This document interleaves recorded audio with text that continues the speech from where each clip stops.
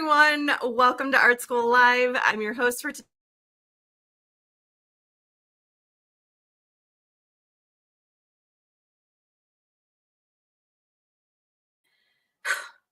I knew it. All right. So, hi guys. This is Amandine, producer of the show. Carrie has been having some issues. So, stay tuned for a second. She's back. Carrie, are you here? Yes. Okay. So, Amandine just really wanted to be on camera today. Yeah, like I'm very dressed for it. So, this week we just have a lot of issues apparently. Yeah, these gremlins in the internet are getting us today and this week. All right. Well, I'll let you take over. Let's try this again. Okay, so filling in for Eric Rhodes. If I cut out again, you're going to get to see Amandine again. Let's just move on with the show so that we don't have any other issues. We have Jennifer Wang joining us today. I'm really excited. She is a digital painter. She does a lot of things, but she's going to be on our faculty for Digital Painting Live. And I'm really excited. I love her painting style, not just her digital paintings, but her gouache paintings as well. So let's bring in Jennifer. Hi everyone. How are you? Good. How are you? Good. Where are you calling in from? I'm calling in from Los Angeles. Oh, that makes sense given what you do. Do you want to tell us a little bit about yourself? Yeah, so I'm a plein air painter, cartoonist, and illustrator, and I'm also a naturalist. I started out plein air painting about 5 or 6 years ago, and I fell in love with the outdoors and wanted to expand my practice. And I'm just really gouache is biggest in my heart, but I love expanding my practice to a bunch of different mediums because I feel like it really changes the way I approach my painting and gives me all of these solutions I never thought of before. And I'm really excited to be here. Yeah, I'm excited to have you. So what are you going to share with us today? Today, I am doing a virtual plein air painting. So we'll be working in Procreate to do a digital painting of the scene of a reference photo I captured during the Superbloom a while ago in the deserts of California.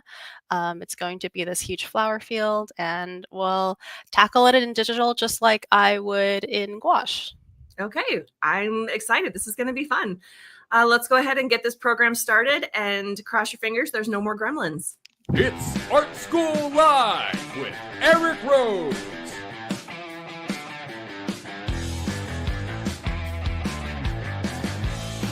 Now, here's your host, Eric Rhodes. Carrie Stober, welcome back. Hopefully we've got all of the kinks worked out, so I don't want to take up too much time talking just in case. I want to get right to Jennifer's demo. She is going to be showing us how she approaches a plein air painting like she would with gouache, but she is going to use Procreate to show us how she does that, which I'm actually really excited for because that's the program I'm going to be using for Digital Painting Live this week. So take it away, Jennifer. Awesome. Thanks everyone again for being here. If any questions come up, I'm always so happy to answer. I love being in community with everyone and learning together. So first I have in front of you, let's turn off this layer. So this is a wash. So in the field, I would do that with maybe like an opera or a washed out magenta and take my pencil and just very loosely sketch in my composition. As you notice, it's not a precious drawing at all because I'm going to be covering it completely with paint.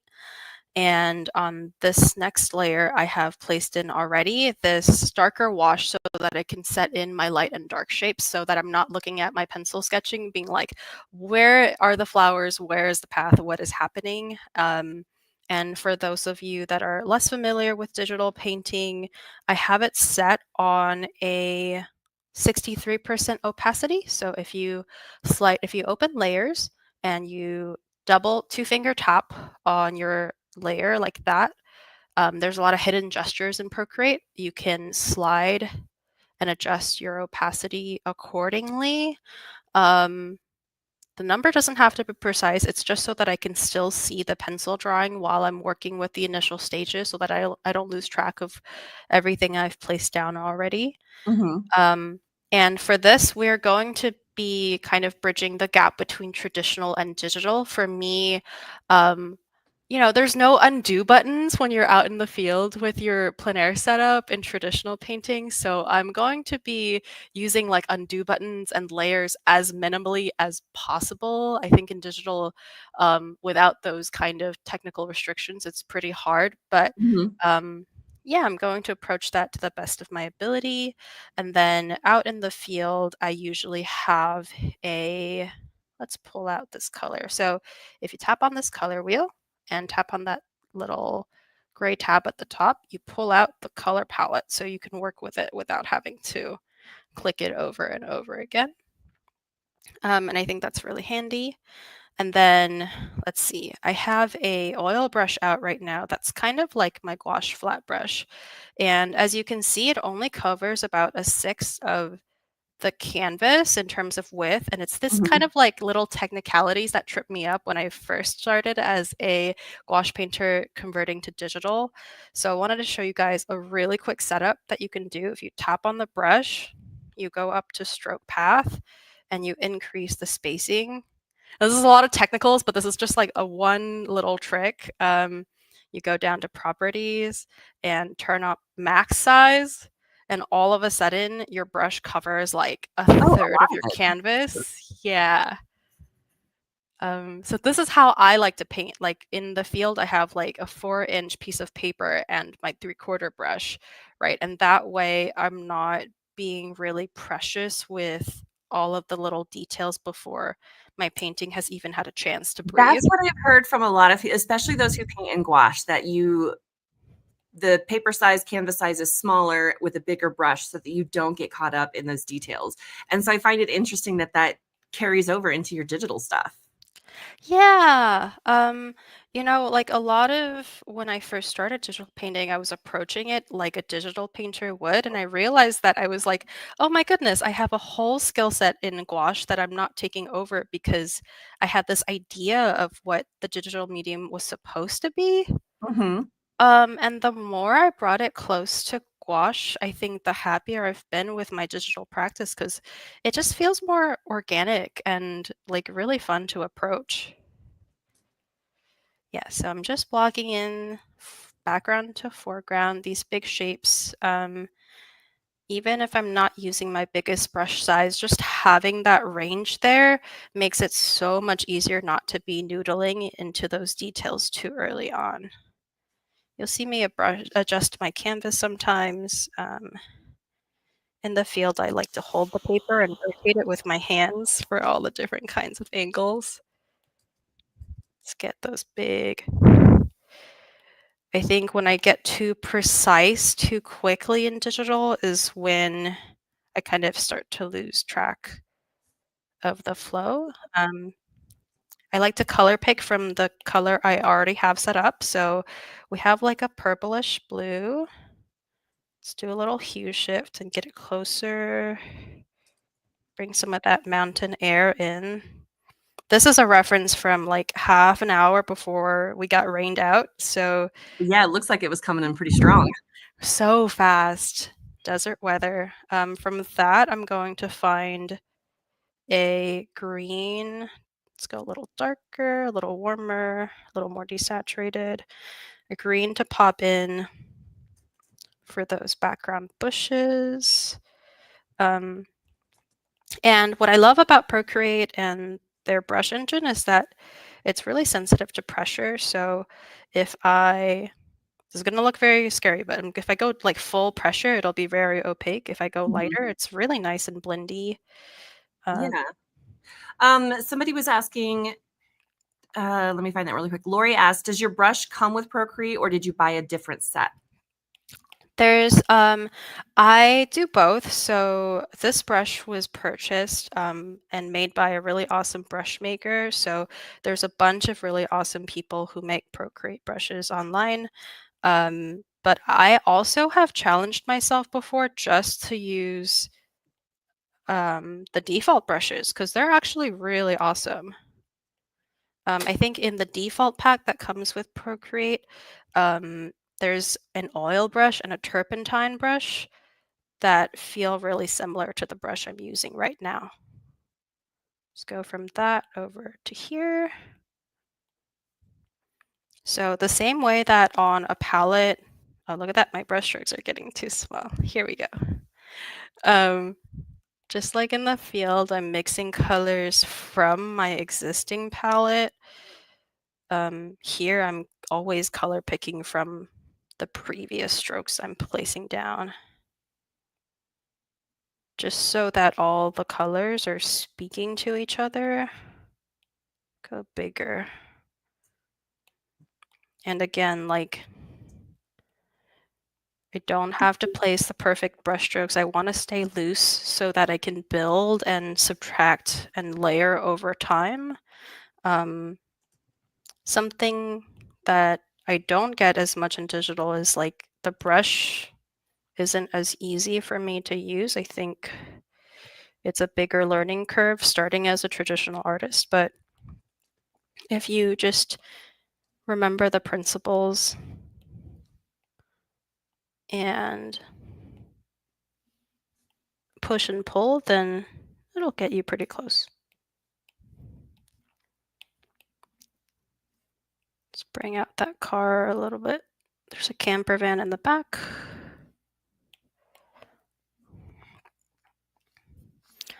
And then I see here, so that's the big block in for the flower fields. And then the path, the exposed sand dune is just like a little lighter. Yeah, there we go. A little lighter, a little bit more desaturated. I like this brush because it gets all blendy. So imagine I'm about to be rained out outside and there's like drizzles on my paper. Yeah. All the colors are melting together, as always. In California, we don't get a lot of rain. We're in Southern California, so when it does rain, I'm so happy to be out painting because it's such a different experience. All right, so let's do that. And then let's see. The camper van's pretty light, so we go from that path over to maybe like a gray, like a lighter gray. Let's do a smaller brush for that.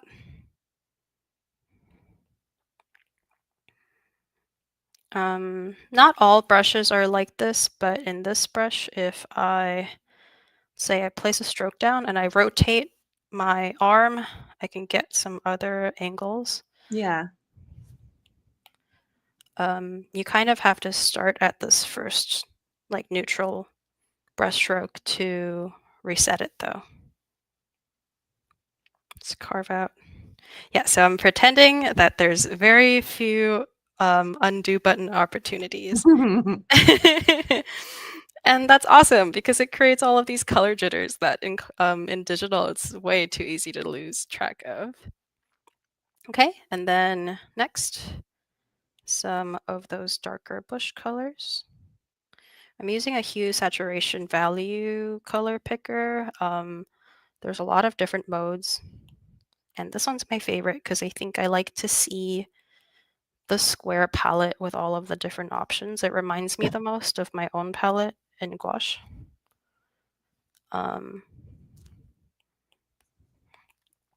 And if you'll notice, I'm pretty much staying to like building this painting up in these initial stages.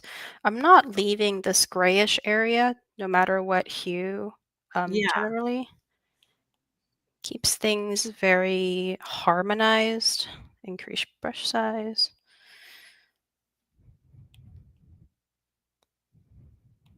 Just like the more you mix on your palette outside, the muddier it gets, and like that's where I find my most beautiful colors build out of because all the colors are speaking to each other. Let's go bigger brush. Also bigger brush as I'm coming closer into the foreground because the details are getting bigger. If there's any of the exposed underpainting, I leave it because I have that same experience in gouache. And without it, you can really tell that the painting starts to break apart. Yeah. It's there for a reason. Interesting. All right, let's see. the sky is always brighter than everything. So, because that's where our light source is coming from, is this secondary rainy sky. The sun's kind of getting blocked by the incoming clouds. So lightening that up a little bit. Now I'm going back in from the background to pop in some more variations. And then, let's see. Kind of want that gesture of the rain. Let's go a little bit this way. You know, just like in traditional, there's not always like the perfect brushstroke. It applies here too, and I really like playing with that and pushing the limits of that. Whoa. And oftentimes the first color you mix is not the color that you want, and that's okay too.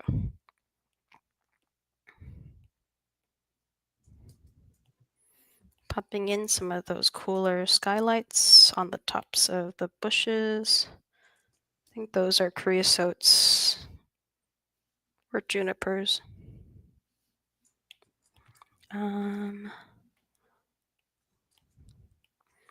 If I want to change some color temperatures, I'm staying in that gray range, but I'm just, if I want a warmer temperature, I'll slide it towards red. And then because red at its highest saturation is a darker value than yellow, I often have to move my gray. Let's say I start here. This is one color. If I slide it down, it tends to be darker, so I just move it and translate that accordingly. Let's reaffirm. Take a sip of water. You said take a sip of water, but in my head, I'm like, oh, I gotta rinse that brush out. I've been painting too much the last couple days.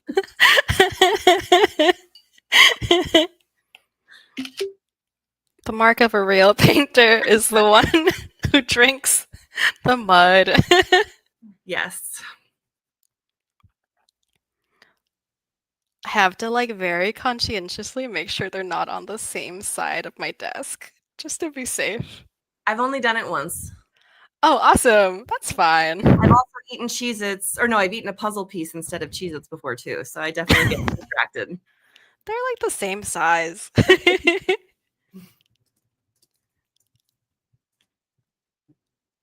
I'm starting to pop in some of those smaller jitters. Oh, something else too is here. Okay, so we've increased the brush size. Something else I have turned on is in color dynamics. This is called stroke color jitter. This is actually pretty low right now. So I just turned hue on to like a 3. I can turn it on to a 55 to show you guys what it looks like, right? Every hue, every stroke you place down is different. I have it on a 3 just because like when you're painting in gouache, no, you can't mix the perfect color. Like let's say like 95% of the time. Just little settings you can do to make it feel more organic. All right, from this yellow, we are going to mix in a more saturated yellow. I think these are, there we go. Bushes of desert sunflower. And that way, when I place these strokes in, they're in conversation with the colors before them. I'm not worried about getting each individual flower. I'm really concerned with studying the colors and the groups of them and the relationships that are happening in the scene in front of me. Let's get that. So you came to digital, so kind of like John Burton, you came to digital after being a traditional painter. So how much do you feel like your knowledge of color mixing as a painter helps you with digital? And I ask that because being a pastel artist, I know very little about color mixing. So I'm just learning that as I've started painting with gouache a little bit. And I know that I struggle with that. So I'm just curious how that applies, I guess.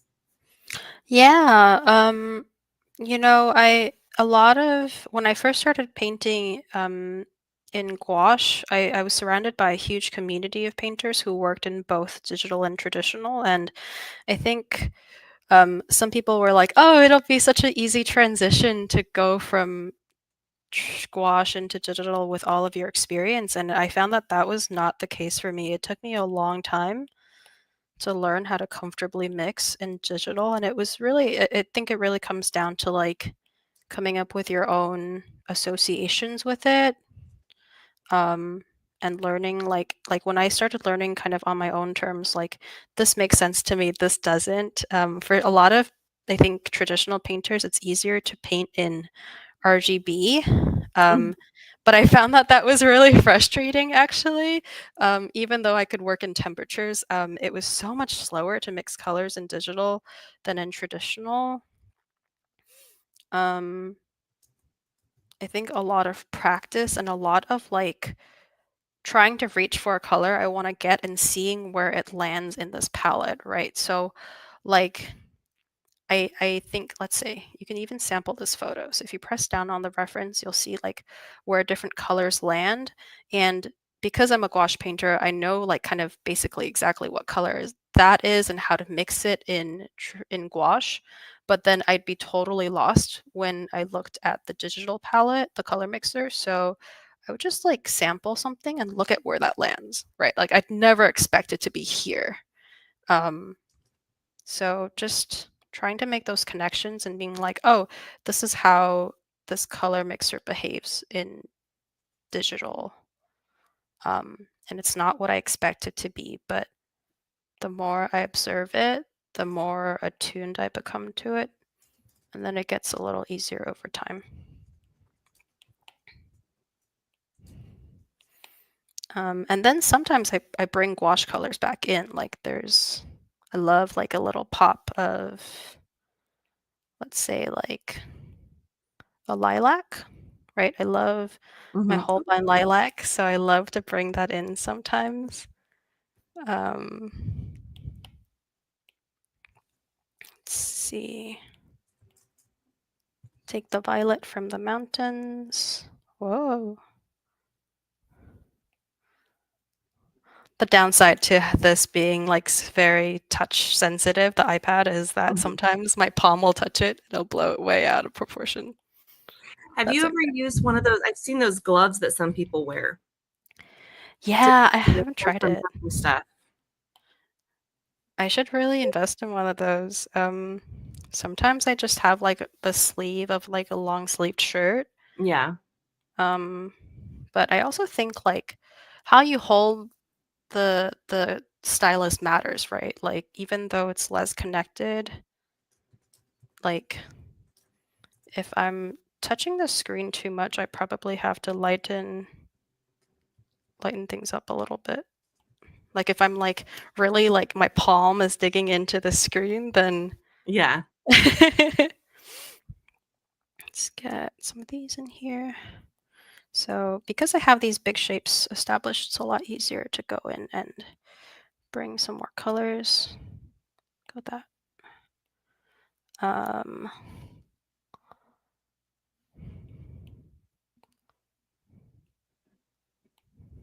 There we go. I like a mixie brush sometimes in digital because then I can sample from the stuff that the brush itself is doing. Mhm. So that's fun to work with. Oh yeah.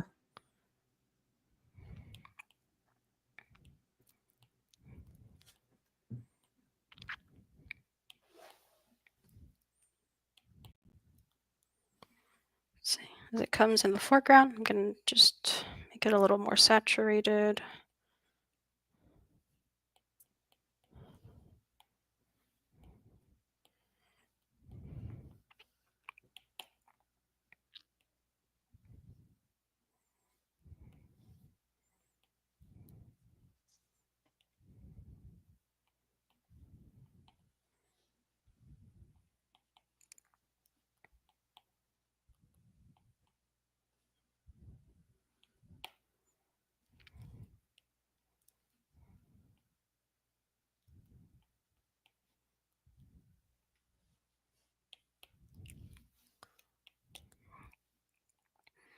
Yeah, and also like I'm mixing this gray green right now, and it took me a while as a gouache painter to learn that this gray green is on the yellow part of the hue saturation value picker. Mhm.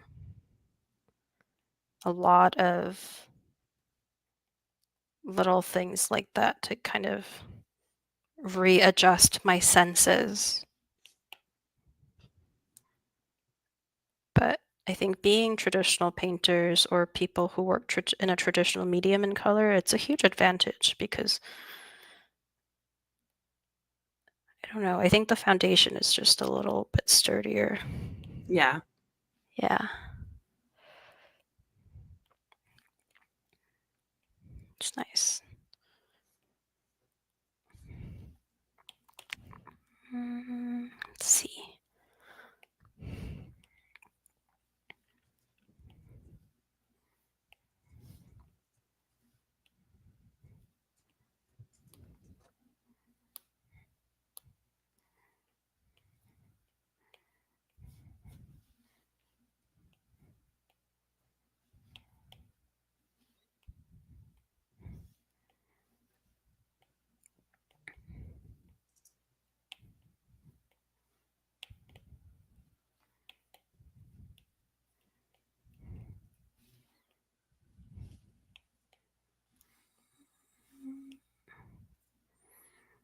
I also really like brushes like this where if I make it really small, it becomes almost like a different brush.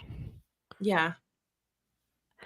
I almost exclusively use 1 3/4 inch flat brush out in the field, so this is a little bit like that. Let's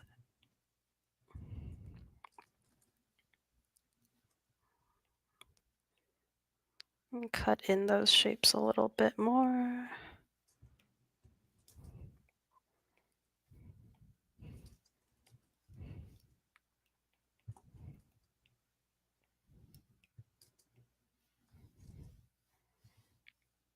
Okay, let's see. I'm taking a step back, as in I'm just gonna zoom it really small and see what it looks like. Oh, that's smart. Yeah. Instead of walking away from it, you just make smaller. Yeah. Let's see. Okay.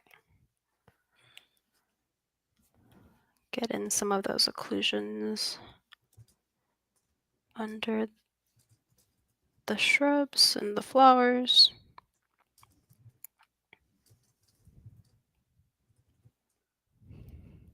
When I first started digital painting, I'd paint oftentimes like this. And then you really can't fixate on getting caught up on the details because there are Yeah, none. that's what I was doing yesterday. Oh, nice. Donna is asking how long it took you to get proficient at this. Oh, man. I feel like I'm still trying to get proficient at it, honestly, but that's everything, right? That's every artist. Um, I think it took me a year or 2 to get proficient in those kind of like initial jumps of progress. And then once you get good enough, so once I got good enough, I also started picking up other digital software. And that helped me like expand my digital dexterity. And then I went back in kind of with like a newfound understanding and a new sense of like mobility within digital painting. And now, because I think I've taken many circuitous paths to explore all of this, I've been able to go back in and be like, well, what does it really mean for me to be proficient? And for me, it's like if I can take it out into the field like I did the other day and have fun with it in that kind of like wonderful flowing way in the same way that I do with my gouache paints. So I think, every step you get a little closer and a little bit better, but it's also like every season of painting or working in a new medium, your art's a little different. And for me right now, being proficient means like making digital painting feel more tactile, and also just I don't think about it as much. It used to take me so much brain power to get through a single study, and now all of these different like settings and controls are more like second nature. So I think that set in, I feel like 3-4 years in and ongoing. Like vague timelines of things, but let's see. And it all accumulates, so every time I learn something new or grow in a new way, I feel like it expands on all my previous knowledge.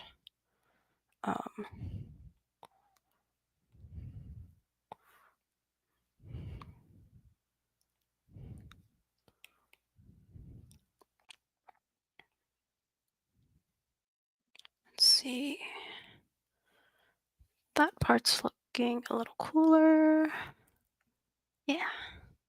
There's nothing better. I honestly, I feel like the same advice applies to both, like regardless of medium. If you just like take, if you have access to one, if you just take your iPad outside and do a bunch of quick, like 30 to an hour paintings, I feel like that's the best way to get proficient quicker, because the light and the environment dictates that you finish on time. Right?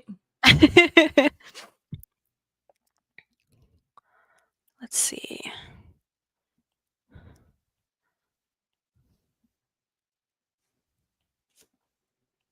Okay, I'm popping in a lot of shapes without fixing them, so We've got about a little over 15 minutes. awesome. Thank you, Carrie. Mm-hmm. Lori asks how you handle the glare with the iPad outdoors. Oh my goodness. I'm a Southern California painter. I find shade if possible. Or I go out during dusk and dawn where the light is a lot weaker. A lot of people who are very committed, much more committed than I am and kind of almost exclusively work in digital plein air, have an entire setup. So they have almost like a box, like giant horse blinds to cover your entire surroundings. It's really cool. Oh, I like that color. Yeah, like this beautiful color that looks pinkish to me in the context of this painting is like on the orange part of the mixer right in the middle. So it's like just keep making those connections.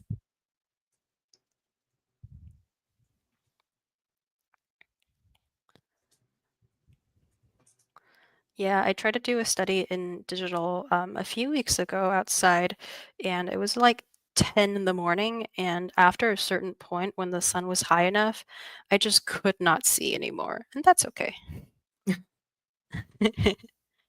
It's time to wrap it up. Okay, some nice little pops there. Now sharpen these flowers.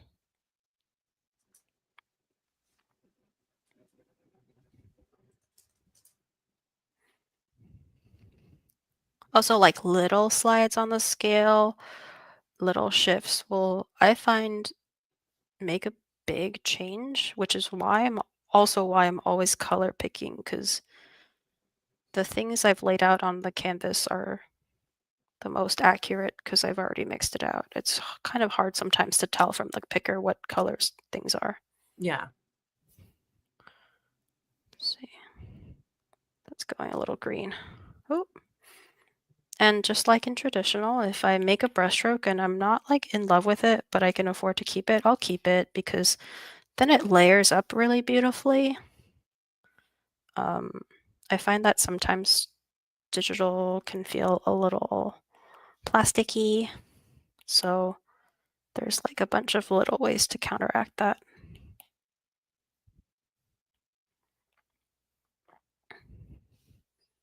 Let's see.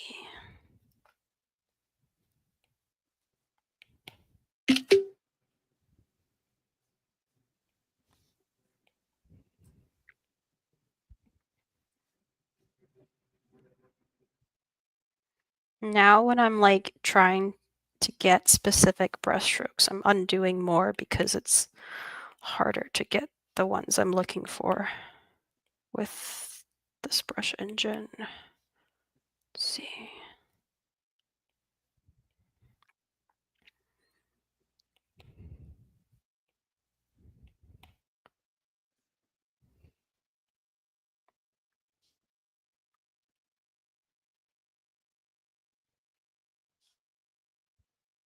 And like in any experience, I'll put something down and be like, oh, that's what it looks like.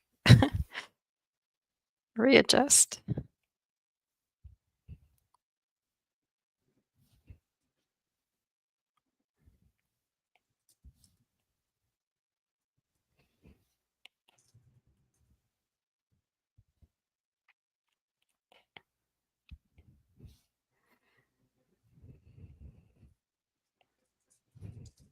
Yeah, there's a lot of ways to work in digital. I've gone the like dozens to hundreds of layers way as well, and there's a lot of fun in that too. But it can be a nice challenge just to carve shapes out as they are. Let's see. That's good.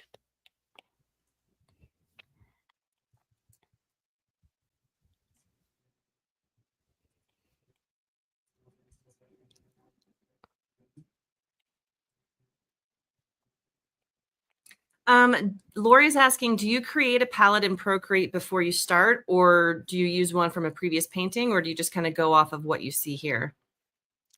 That's a great question. I go off of the kind of relationships of the photo reference, right? What's cooler, what's darker, what the weather is, and try to approximate to that. But mostly I base it off of the wash that I've laid down. So going back to the beginning, I started with the mountains, and it's, let's say, that purple from the mountains is like, whoa, closer to the pink wash I've set up. Mm-hmm. The same way, like I'm not starting from, let's say, wow, that's scary. I'm not starting from a blank canvas because it's so hard to build relationships.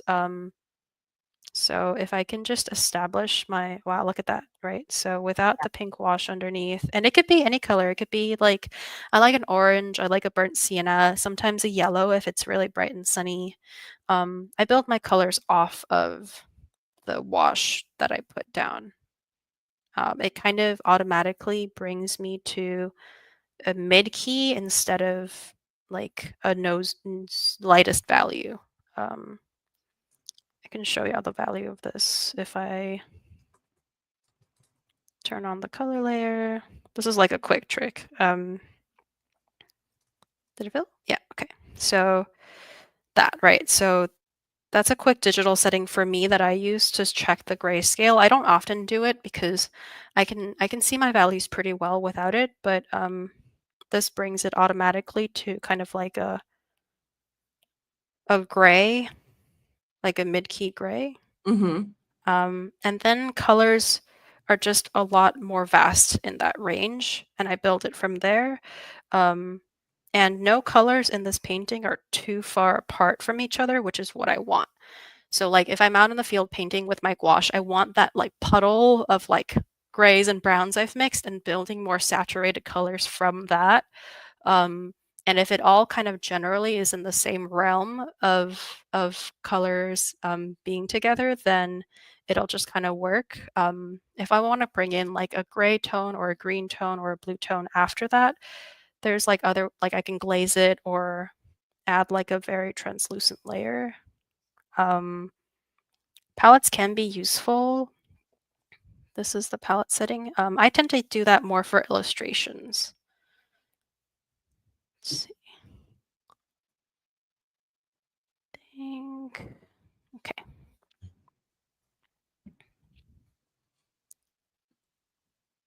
Kind of want this to be, let's see if I can get it.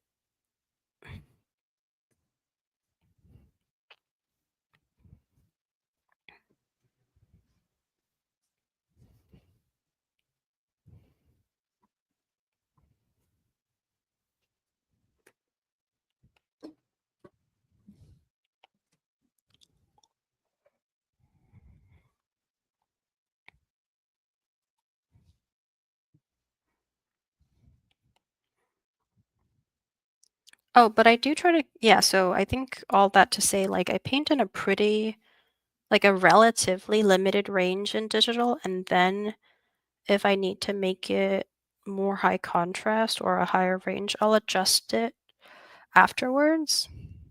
But it's just kind of like how you go out in the field with like 3 to 10 tubes of paint. I don't want all of them.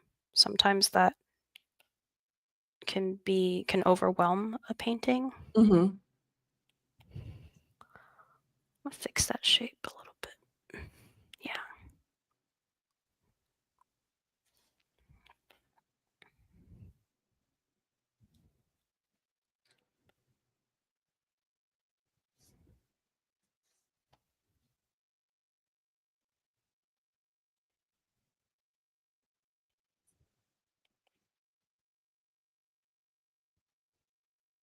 Oh, and going outside with my iPad here too in California, I do have to be careful about the time of day as well because I don't want it to overheat. So Yeah. a note for my warm-weathered friends. Let's add in that line.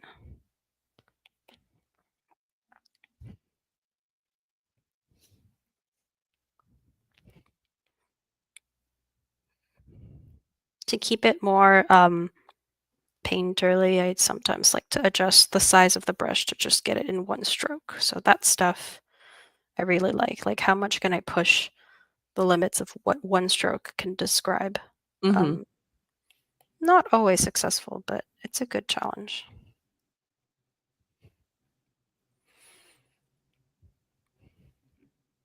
Let's see, let's pop in the windows.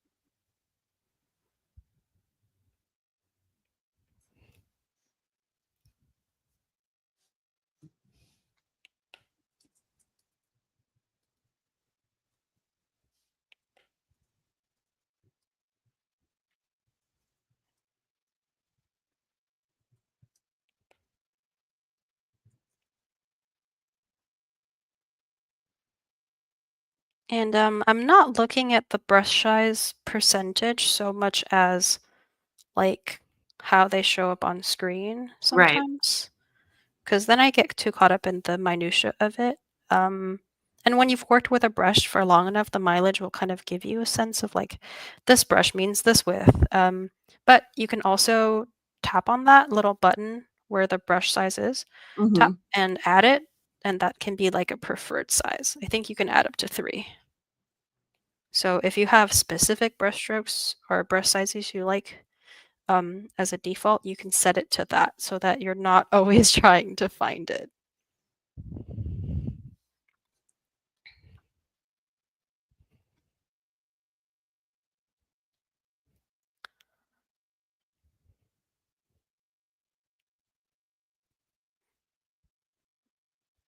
We've got a little over 5 minutes left. Awesome. Thank you, Carrie.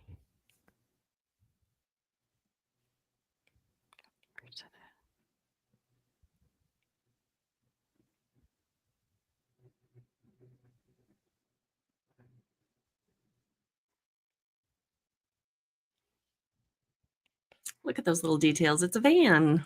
It's a van.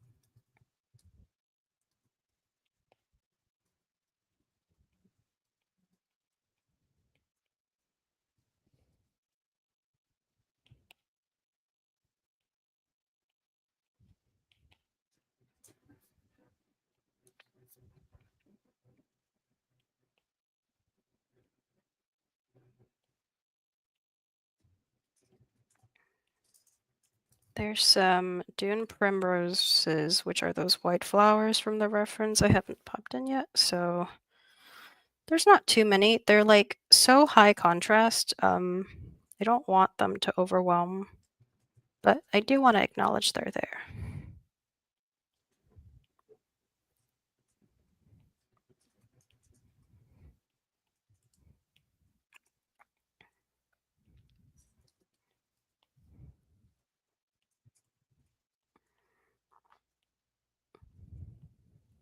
Yeah, see, now that we're finishing up, my plein air painting brain is automatically like, quick, the big picture, which I love, honestly. Let's pop in some little stems. What color is that? Cool.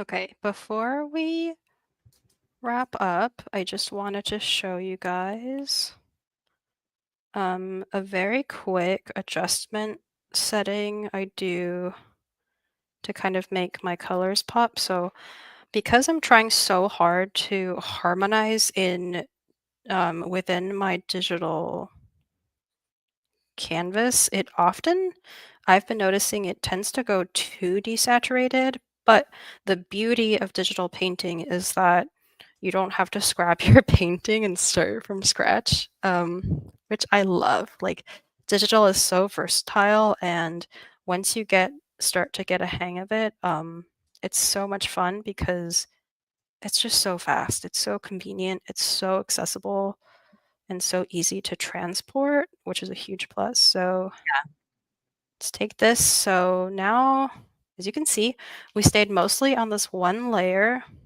Blow it up a little bit. Which is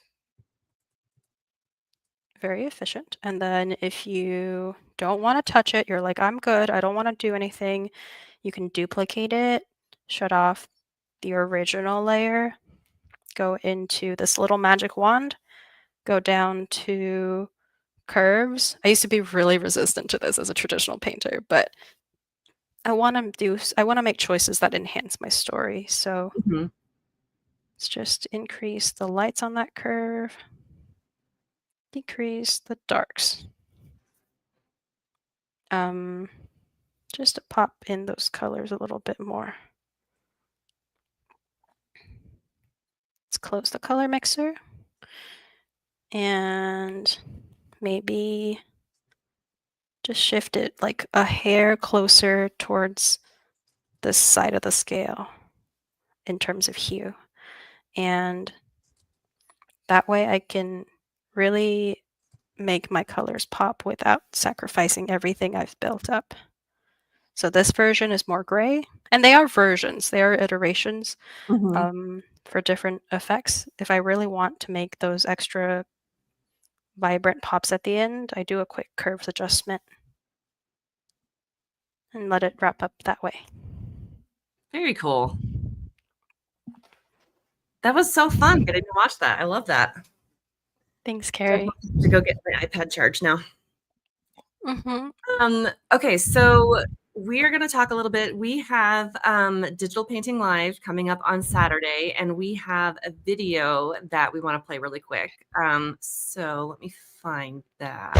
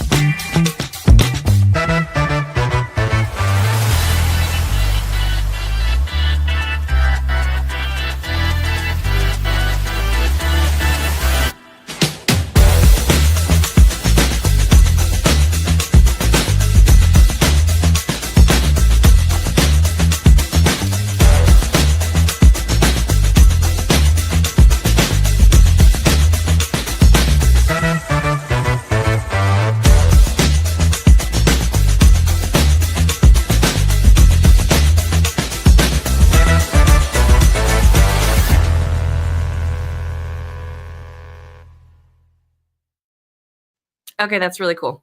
So that was our little spiel, and we actually have a couple of paintings that Amandine's going to show of Jennifer's work really quick. So this is one. Look at that. Isn't that beautiful? I love that. And this little boat. That's so cute. So like I said, I love Jennifer's work. Jennifer, you just, the way that you paint, that's what I aspire to do. It's a work in progress for sure. So what are you going to be sharing during Digital Painting Live? Yeah, so I have a plein air digital color study I did a while ago. It's a sunrise at my favorite campsites, and I did it on my phone with my finger, but I got the colors, and I'm going to take it into a full digital landscape painting, and we are going to start from scratch, from a blank canvas all the way to the complete creation, and it's going to work in both the original color study done in plein air and the photo reference to really make that final digital landscape painting really magical. Very cool. I am excited for that. And I'm really excited for this event in general, just because I've learned so much just from talking with Mike Hernandez and Tiffany Meng. They kind of helped us get this event rolling because, I mean, this is a digital thing and we're used to traditional painting. So this was outside of our wheelhouse. So they've been very helpful. And then chatting with all of you artists, it's been really cool to see how each of you, first of all, came into it, because you being a painter before, John was a painter before, and then those who started in digital and then branched out into painting, like Dylan Cole. So it's just interesting to see your relationship with digital painting, but then also like how you use it to help further your traditional painting. So with the ones that you showed us today, do you ever use that then as like a reference photo for a gouache painting that you do? Oh, not one-to-one. So I think when I'm done with this piece, I'm like, this is done. But like digital is so infinite, the scales for what something could look like like the pop of those curves at the end, Yeah, making the colors like that much more vibrant. I do that now way more in gouache in traditional painting. I find that it's so much easier to take photo reference or working out in the field, and just like I can like imagine little digital controls in my brain. It's so much easier to be inventive and imaginative and like really yeah. push the capability or like what I think I can do. So yeah, digital is awesome that way, like translated into gouache. That's really interesting. I think I want to try that because I want to really improve the color, like push the color more in what I do. And so I think having that as an option of, okay, here's a picture of the painting I just painted, but how could it be better? And start playing with color and see like how that changes it. That's really cool. Yeah, you can even I've scanned stuff in to like go back in and do paint overs as well in my Really? Procreate. Yeah, just being like as flexible and as fluid with there's different mediums, but they're all for the purpose of telling your story and making Right. those emotions like spark. That's awesome. Is there anything else you want to share with us today before you go? I just want to say thank you so much, Carrie, for hosting, to Amandine for all the behind the scenes work, and for everyone's questions. I really appreciated that. I really love being in conversation with people. So thank you to everyone. Awesome. Well, thank you. I'm so glad that we got to meet. Hopefully one day we'll get to meet in person. You are so lovely. And I hope you have a wonderful day. And to everyone who's watching, thank you so much for joining us. Don't forget to sign up for Digital Painting Live this weekend. One-day event. It's going to be a lot of fun. And always subscribe to our channel so you get notified when we go live. You can follow us on Instagram.